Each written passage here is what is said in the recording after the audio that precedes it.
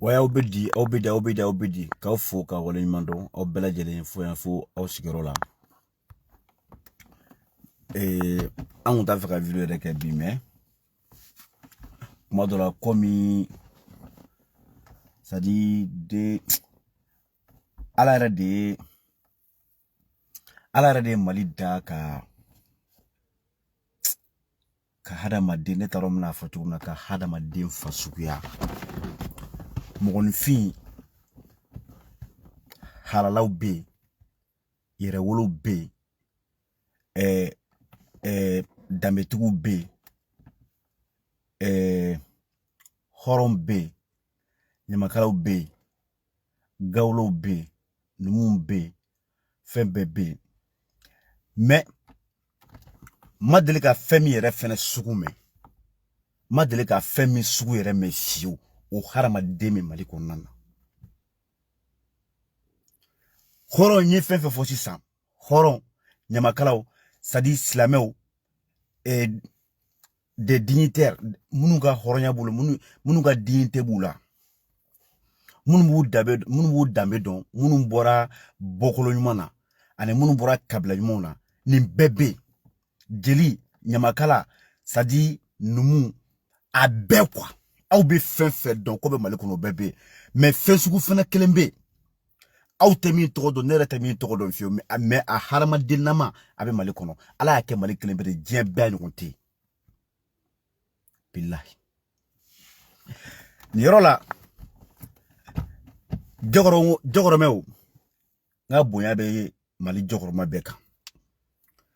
nga fuli be mali jogoro mabe an jogoro ma de halalaw yede a halalaw na yere wulu anyo le mali kono nete chamando la de mais anye lalakaw anyo lume anye yara lakaw me ani yar nan kore ani gambi lakaw a chama me de pala kan dama de ka jim non jim jogoro me madel game ne ma fo awya a fensu a kelempe ala yake mali kelempedi ala yake mali kelempedi bi mali jogoro me o kuma shulen lo bi mali jogoro me o malo ale lo bi mali jogoro me sadi ni seguye bi a do be dingatike ka do kono ku dogo kwa parce que usirana ala e fendo bo u chema ala sadi ntado ne ngom ne ma fasuga donne mais ala e fendo de bo u chema u yere kuma signi miye u kwala nte miye sadi min doni bu kumbi nu nimisara pour ko weni soro u shiala ala de okay sadi ala ya kekwa sede te ambalma jogoro me uyo u ben kelen taka da u kolati u ben bamute kwa amolo na kuma shurubula me billahi jogoro me den yere wulu a halala billahi ko horona bi mina non ite c'est ça billahi ite c'est jogoro me ka kuma mancha jogoro me de halala billahi jogoro me ka kuma mancha kemalla ngo Europe yerno jere kono ala jien war batigu jien naflo batigu ala yo ke yaudi awo tubabula koni nama fono ko jifu yaudi ala yo le ke ay pardon yaudi ala yo olu de ke jere naflo badin tigi wa mali naflo batigu ay jere wulu halalaw ala fana de ke jogoro no yi awo a halalaw ne dabali bana depuis octobre 2020 ne bora aw nyekoro yam depuis kelema ta yoroshi ka isa ka ujim ko fa awi ka isa ka ujum boka ira awla ne dabali bana sadi ko jilite moloko me ka tenabi washi hada made ni mi sigi kuma don tokuna ki wulu kuma don ala jien dongo da ami kokora de chela billahi malideya yere sadi quoi malide halala na yere wulu ko nyaka mitila fiu billahi te soni ma fombene alache iba joye chewo chela mali kono billahi nyagamin bila ta yinga leke ibi ka shiaminda iyere ka na ya so yoyi mali kono ndabali bana ame yorom na bi ne kan ti temero ma de me bi Shogel bura ka discours min ke oni Nations Unies la maliden bɛɛ sɔnna maliden halala bɛɛ hali minnu tɛ Shogel fɛ hali minnu bɛ Shogel contre la billahi an y'u ka publication ye malgré unu ka différence bɛɛ unu ka différent c'est à dire u ni Shogel cɛ malgré ils sont contre Shogel an y'u ka publication ye ko hal na suru to kunglina kilina hal na suru olu ne Shogel be ɲɔgɔn na ko mais Shogel ye discours min tenu Nations Unies là billahi ko sans commentaire de quoi oye malide oui oye yere wolo de conflit ba ɲɔgɔn cɛ ou bien ame ɲɔgɔn na o bɛɛ bɛ faamuya mais yere wolo ko ame ka kuma halala denya de kɛnɛ kan nye mɔgɔ kelen min ye Mali yɛrɛ bɛɛ o de kama ngo o de la nya fo aw ye ngo ala ye sadi ala ye fɛn suga dɔ créer ka bila ka aka nationalité ka bɛn Mali ma sadi fɛn min suga min do anw fɛnɛ t'a dɔn Mali denw yɛrɛ t'a dɔn quoi ne t'a dɔn anw minnu bɛ ka ne filɛ aw t'a dɔn billahi o den de ye kaw jimi Maliden halala bɛɛ Maliden yɛrɛ wolo bɛɛ Shogel ye discours min tenu wallahi billahi hali Modibo Keita ala ka hina la billahi ala ka aljina no kwaye hali Modibo Keita wula bi ka tagama Mali dugukolo ko kan le flena a sewale na ni sojale ngo hali Shogel jugu bɛɛ sɔnna Shogel ye bɛɛ Maliden en tout cas Maliden halala bɛɛ de sewara ni bɛɛ kun kɔrɔta ni bɛɛ de sewa ni cari nye hadamaden fasuga min tɛ min sugu dɔn ko min sera ka bɔ ka nin ko la gosi k'o kɛ mana ka Maliden bɛɛ neni f'aw k'a dɔn Shogel tagara kuma min fɔ Nations Unies la Shogel ka kuma tɛ dɛ ne ka kuma don aw minnu bɛ ka ne lajɛ aw ka kuma don président ka kuma don wa Maliden minnu bɛ Mali kɔnɔ Malien den fɛn fɛn mana kɛ diɲɛ yɔrɔ yɔrɔ ala ka dugukolo ko kan anw ka kumakan anw ka cikan ko min bɛ anw kan bi tɔɔrɔ ni degun bɛ anw kan an y'o de don Shogel da a ka taga fɔ Nations Unies la wa Shogel kɛra halala de a kɛra hɔrɔn a kɛra cɛ ka t'i jɔ aw ni cikan min don a da ka taga lase Isa Kawjim de bɔra ka Maliden bɛɛ neni ka Maliden bɛɛ dɔgɔya ka Maliden bɛɛ saboter k'anw bɛɛ kɛ populiste ye k'anw bɛɛ kɛ mɔgɔlankolon ye k'anw bɛɛ kɛ tɔgɔɲina ni yɛrɛ c'est à dire ko depuis ala ka ne da ne y'a fɔ aw ye depuis ala ka ne da ne ma Isa Kawjim ɲɔgɔnna ye o de kama n bɛ bɔ bi video tɛ janya k'a ɲini a y'a kɛ ala kama n ye vocal dɔ monter k'a bila sɔrɔ n t'a tigi dɔn a tigi tɛ n dɔn a tigi y'a ka vocal kɛ a y'a ci ma comme quoi ale ka sogo ka farin k'a sogora anw bɛ yɔrɔ min na bi n'i y'a ne bɛ taga nin vocal monter k'a bila dɔwɛrɛ tɛ dɛ parce que ne ka Hashimi jɔyɔrɔ de bɛ ne na bi moi je m'inquiète pour sa sécurité parce que ni Hashimi tɛ ne bolo bi Mali tɛ ne bolo voilà pourquoi tous les moyens sont bons ou sont permis pour que ka Hashimi sécuriser ni ko wɛrɛ kɔni tɛ f'a fɔra ko Hashimi ka sécurité o mana kɛ fɛn fɛn hali n'o kɛra wurubo de ne b'o ta k'o dɔrɔn tɛna ka yala n'o diɲɛmɔgɔ ko ye a faamuya donc Hashimi bɛ baara min na Shogel ko ten Shogel bɛ kuma o kuma bɔ a da a bɛ décision fɛn fɛn ta publiquement a bɛ ko o ko kɛ a bɛɛ ye Hashimi ka cikan de ye k'a di Shogel ma a bɛɛ ye Hashimi ka ordre de ye Hashimi de bɛ a fɔ Shogel ye kan ka nin de kɛ kan ka nin kɛ ça veut dire que Shogel bɛ ko o ko kɛ a bɛɛ Hashimi de ye Kawjim ko k'ale bɛ Hashimi fɛ k'a tɛ Shogel fɛ mais o bɔra la aw bɛɛ sɔnna ma bi k'a mago tɛ Hashimi yɛrɛ la ne y'a kuma fɔ aw ɲɛna sa n ko depuis ala ka ne da ne ma ɲɔgɔnna fasuguya ye hali bagan a ka fisa ni Kawjim ye billahi bagan a ka fisa ni Kawjim ye ne y'a fɔ aw ɲɛna yan n ko bunteni c'est à dire dantanfɛn bɛɛ bɛ fan da k'a den tɔɔrɔ ou bien dantanfɛn bɛɛ bɛ den k'a kɔnɔ ta k'a den wolo fo bunteni kelen bunteni de den bɛ a ba galaka ɲimi ka bɔ ne ma kuma fɔ aw ɲɛna yan k'a fɔ Maliki Njaw ye pourquoi an bɛɛ bɔra kalama yan Bube minɛlen Yoro, le procureur général de la Cour suprême, M. Timbo, il y a, parce que, député bleu, assemblée, député bleu, non, à défaut de l'assemblée, donc, haute cour de la justice, au Tchekara Barake, n'est pas, comment on appelle, ne fonctionne pas. Ok. Donc, et le cours que la au Kara, Cour suprême, à travers, son président, lui-même. Oye Boubé mine, ka Boubé nomine, ka Boubé datugu. Okele, ntaro avocat général, ou bien, ntaro, président des avocats, je ne sais pas quoi, ou le truc qui défend. Natroye, Chérifou Konewa, Chérifou Kone. Au Wulila, en tant que magistrat aussi, en tant qu'avocat, au Wulila, ka procureur général ka décision ko soso ka bo ka secret défense ka secret professionnel ko violer ka bo ka publication ke ka kuma fo fambe qui va à l'encontre de ces droits pas droits comment on appelle des règles des avocats ou bien de la magistrature ou quoi ou bien de sa profession au kara sababouye nous y décréta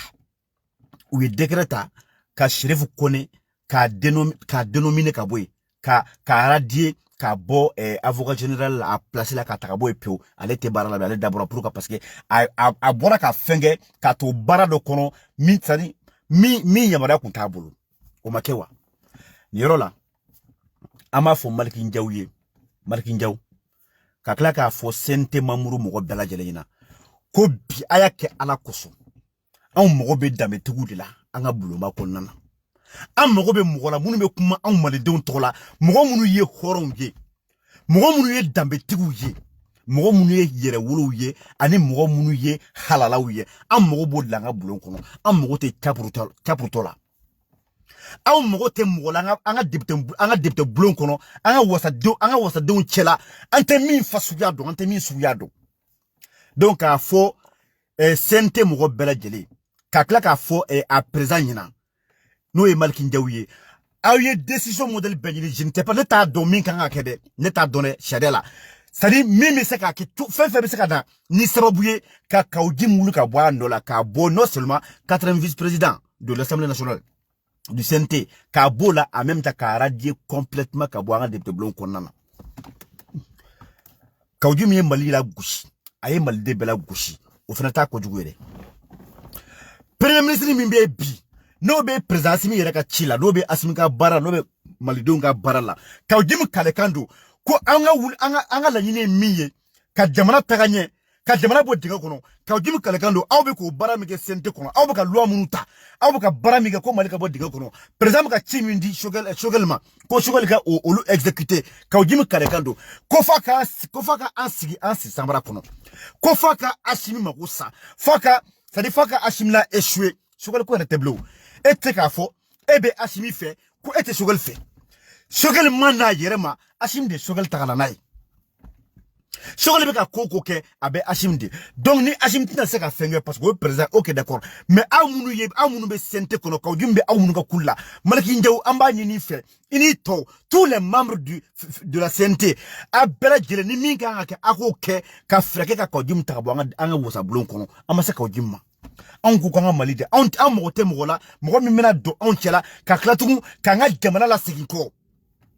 Kawuji min kuma min fɔ Choguel ka discours ma a y'a kɛ Ala kama ne nin ye yɛrɛwolo ye ne nin ye halala ye ne nin ye hɔrɔn ye ne nin ye maliden ɲuman ye n'a y'a sɔrɔ ko nin de kun wulila ko ka IBK gɛn ko Mali ka taga ɲɛ kama bilahi n'o o jogo bɛ nin na aw k'a fɔ ne ɲɛna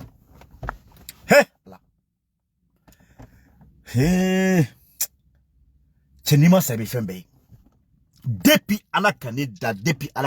ne fana ma Kawuji min mo ne bɛ k'a fɔ aw ɲɛna depuis Ala ka ne de da dɛ ne de ma Kawuji ɲɔgɔn na ne t'a dɔn n bɛna qualifier cogo min na quoi a ka qualification bilahi a tɛ dictionnaire kɔnɔ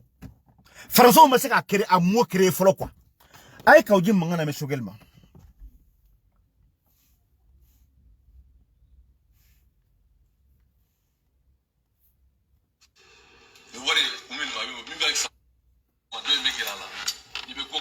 Ala ye min b'a sama o ta tɛ ni wari min b'a sama dɔ in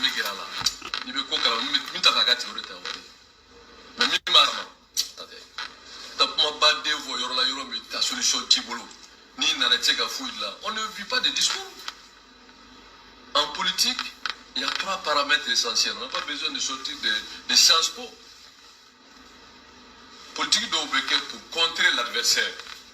On appelle ça des propagandes politiques pour galvaniser son peuple. Et quand c'est qu'on fait des écoles dans les pays des blocs de l'Est, là, on nous forme nous là. Mais politique flana et mieux, ça, quelle solution avez-vous? Oh, la garantie pour le la comment vous l'avez balo chugodi? Furate be furake chugodi. Gelabe jamana ko ba wuli chugodi. Quelle politique de grands investissements, de grands travaux? On appelle ça du concret. On fait un flana. Sabana mouye. Odi jamana rebe c'est ka cohésion sur le chugodi. Nous une politique de stabilité. Bon, ni ça va dimension ni propagande parce que des réformés du socialisme, du communisme qui ont fait leur formation dans les pays de l'Est, qui ne sont docteurs que de propagande et de ce genre de politique populiste et à la limite que je qualifie d'insensé. Voilà. Voilà. Tu vois? Bébaro Chogale docteur. Kajumko. Chogale politique, ani Chogale kalamike, akra docteur Mouna, c'est-à-dire propagande katoka propagande ka mogo baga teno mais aussi te ko jugué ko jimko ko shogal tagara kuma min fo Nations Unies fait ko c'est des trucs insensés sali kune jutala la fatala kune jutala quoi ala shogal muni fo ko Francine na an fait ya Francine na musaba kama France bena domina o ya soro kele kume kona de kele kume kidalde mais bi France nana après 8 ans kele bora kidal ka bo Gao ka bo Tombouctou kana fi fo Bamako ça dit fo Mali yere beka Mali bemene sogel ko France kunana ko ka terrorisme éradiquer ka jamana la déstabiliser ka jamana la stabiliser mais bi ça dit village entier de beka jini ka fembeke sogel ko am wakatimna amrobe la kanana ko France to plein vol là ka se ka ipani an ki tuni on quoi ka on abandonné ka on to insécurité konana ka yoro do bla ka jamana kono deno ka jamana kono dono la frité jadi subulo terrorisme subulo kubla la kana bana kolana donc o be ke sababu ye on be wuli bi ko ne bolo funna abdal tikiku on ka wuli bi ka an digi sema mo la min te français pour que kana jamana la kana ka jamana la stabiliser jamana ko do mi se ka hera soro tugumna ka jim ko malien ga hera soro sogoli o kuma mi fo ko malien ka souveraineté on ga intégrité territoriale o min kan ka an kan ko bara mi ke ko mi ka dama ko sogoli o kuma fo ko e insensé ko awni o mankan ko mali do no maka ko ni gouvernement ni o maka ko awni la kana maka ko so ala ne dabali bana quoi politicien oh ne be min fo chenyena ne be min fo ni yana ne ta sugu don quoi ibeka tagara ani beka ko kele ka nyon fe era na le biche munde ke mali deunye aki fani bakama ka boy ka fo anyana munde ke malien ye munde ke mali do takera minye janfan sadi depuis ala kanda fasuado fasido bo mali do nabi billahi depuis ala ka mali da mali ma enyo kona so o de kama ka fie ko inyo kona fasuate parce que ben kuma fo e ba rabu tuski ka mi fo ko shogol bi wardi ama o be ku ka ansara ka ambla mogola ala mogo munumbe sara munumbe kuma sans conviction munumbe sara ka fenu mo ka kuma ni yoru sigle bolu dum depuis ene shogol be nyogo fe ne bora ke era jena parce que ite horonye quoi billahi ite horonye depuis carrière muso mi da kofe ka wuri ko fa nini ko fa burja rezoka ko yini ko totie ko mangutu tie depuis o ke dum ne farala ela wa soro ene shogol be nyogo fe etara do dutiguka horonka halalauka sadi dambe tiguka sufe kataka duka sutrola kuwole ko aina nga jega keleka nyonfe ko ka ibeka genga taka oluka wuri ka da ela horonya la ni dambe tigiala ani faso jumala ka tugu eko chokoroba ni musokoroba aw kana ibe ka tagara dron e bora ki jo shuma ko dugumaje e ya ke kabri ko e ya ke komi kabini ala ke wolo e ma dele ka nun tome en hormo ko ku ye fasi be bula e bena mun fo onyana sadi ika kuma ate foinya ate foichi aban toro parce que yam benni parce que on be ka wuli ko anga mali ere mimbe sente kono e mimbe sente kono e ala meteo e ma fushike billahi ka ujimi e ma fushike e ala e ma fuike me ka bili kuna isara kwa billahi isara parce que wati do temena an kunte koyi an kunte ko kalama an kunte foyi mais bi voilà pourquoi en bas faut ko ala ka barka de Facebook da bakala bi ibeka ko kelena kelendam lele kana bla bila anye bedon chef ramso ko anye bedon mi sali mi jogo mi me so mima mi ye horoy ani mi ye halalai ani mi ye nyamade ani mi sali horon kuroyi anye bedon be ne kote de me malew ye bedon min tay jamana koy ani min tay nyere kuyi min tay pashukuna nata sari min re debala ka mugo min da fiyo kama dele ka wuli ka joke mali ni mali don kama billahi malion yo fana do ni kelente ni sente mo aya fonyina ni ka ujim ni kelente sente kono mafo malento mafo politicien de mais comme il be sente kono ni kelente sente kono ni kelente anyebe sente mamuru jumena ka wuli ka avion ta ka taga jamana woro la ko atu ka parti politique sigi depuis oro la iba donc e me gote malila quoi billahi e me gote malila ete malila ka here fere e be no i yere de kama ibe ki yere c'est ki yere implanté quoi ka ise ki yere fanga bonya mais sauf que malon dia fa malon betekeri la in alaka hine munu yere soit français no foyo la ambalma maléon nta fali margao nyere margai mais ambalma maléon no alaka hinula alaka yafa uma wallahi alaka yafa uma alaka hera kuye alaka yafa uma uye minke utadum ne tado mogo ye horoyi mogo ye halalai mogo dameteye sho billahi iti yere ka ujimna fom ben alachi anana ko na aserte misiga munun kra nyemogo ne ta anta awladi yire wallahi anta awladi ay minke digula kra unyana de ay minke digula akra unyana de ama ala horo koreya aya record bati ay parlo ko billahi mo me yela ko do quoi ay polsu ay polsu atra mo wule ko wala ka ibika kele wallahi polsu wule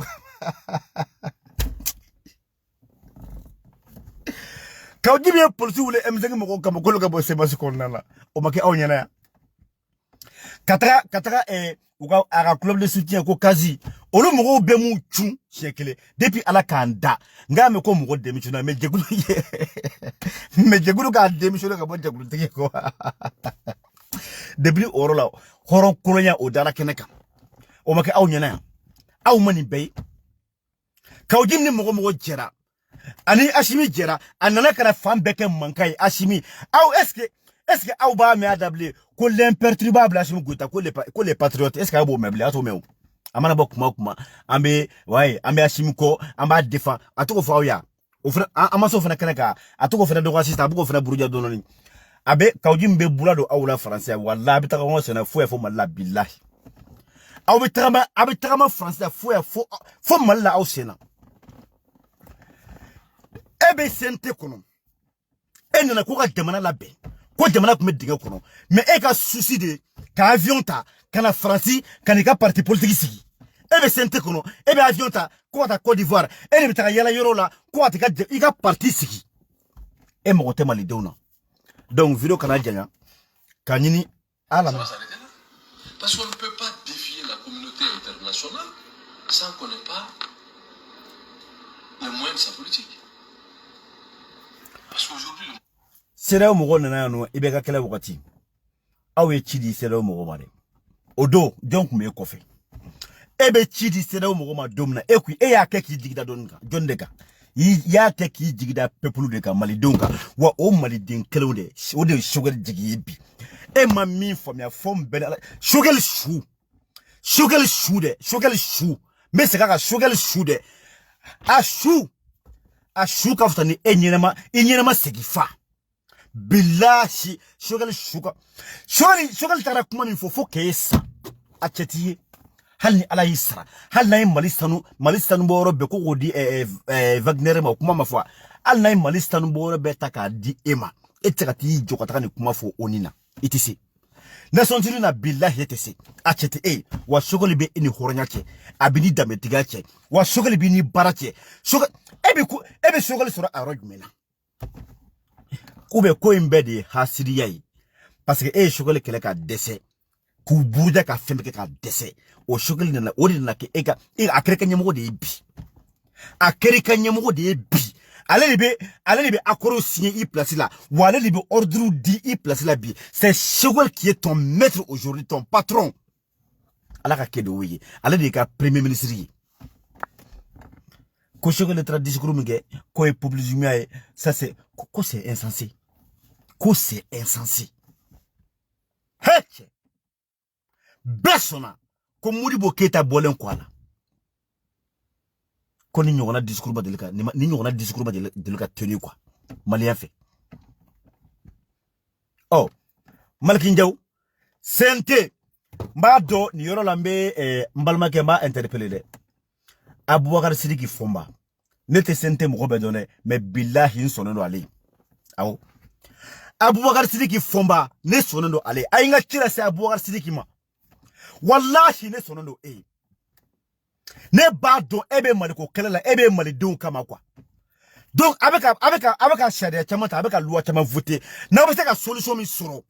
ka ojimi gen ka bo anga assemblée kono ambo dron le gini ka fo marki njawye ka freta akwa ka ojimi gen awaka bara mike awaka bara ka ojimi ka awaka bara ka bolo sanju koro washide parce que aw do aw bebe sente klengono aw rinna ko opposante sente la majorité teno aw ben na de ka transition de be kataka mais aw ka bara mike ka ojimi ka le ka ko faka aw la échouer ko faka di transition ka bâcler ka bafouer quoi ka piétiner ka ko bampeu donc na se ka frère mike aw tseka mo itseka c'est iseka bama mba foto di comme go tseka sukuna ke ko bama ka bola kimina quoi itseka sukuna ke bama ka bola kimina awdi ne ka ojimbe sente klengono anana awdi sura aw ber fara ngonka awdi ka gouvernement blaka baramun kan ke ko ludi gouvernement oh awo barala mimi aw kela o rebka o gouvernement ko la gosi ko la échouer ko buruja ko mangutu chien ka nyini obuka barami ke ka barabe ke zero nya foyi amago be dame tugu de la anga sente konana amago be yere wulu ani halalaw ani horon de la anga sente kono. Donc Maliki Ndiaw monsieur le président du CNT Maliki Ndiaw ambi au interpellé Abouakar Sidiki Fomba amba au interpellé premier vice-président en deuxième vice-président en troisième vice-président amba au bela djele amba au be interpellé ayake ala kama kira kama ayake mali kama aka ka jimin gen ka bo sente konana ni loi fait kanga kata pour que ka jimin demi de ses fonctions ayoke ambo drolo nyina ofe sari sherifu kone ale ara jera chomna ay ka jimin fana botendo sinon abe billahi atiano here kamade atiano fio wa au ka transition au hakili be kwa ka resi chomna atiano kamade en fait a placé yeye quoi il t'a placé aya ge akataka ka jilba yake kerema on a que opposant mi ça akakoye mais pas avec vous et Nintendo ngoro abako Nintendo ninjugu ibe gouvernement kono ibe fena mebe ka yini ka chien tungoria billahi jogrome bek mashuli ye jogrome bek mashuli ante jogrome doneni jogrome ka kuma manchawo olu ne ti jilba olu ti jilya re nyaare kuma badena te réseau ça fait vidéo la billahi jogrome tonya ni yoro la nga fuli bi baruni Gambie depuis ala kanda maya nyana me nyaka ke wolo yi baruni Gambie nga fuli baye ala ka hine Mamadou Dagolo la billahi ala ka lara son sumay Mamadou Dagolo ma kuma de ale ka ɲɛnɛma ya bɛɛ wallahi billahi amado fa salen ko a salen ko an y'a dɔn a ye acte minnu poser yana ka taga da Maru Dagola an ka foli ba ye Mali jogoromɛ halala bɛɛ an ka foli b'a bɛɛ Mamala ninnu bɛ ka baara kɛ dɛ Mamala filɛ ka Bajara ka so jɔ ka dama ka ɲɔsi mansi dama ka moto san ye ka fɛn bɛɛ kɛ olu Mamala yɛrɛ an ma deli k'a yɛrɛ ka kuma o ye jogoromɛ halala yɛrɛ woloden baroni Gami bɛ ten tɔ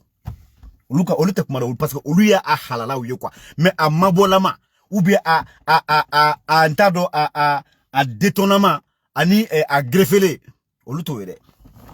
olu ka kuma man ca nga cɛ olu tɛ pergal verla yɛrɛ olu ya vertu di a halalaw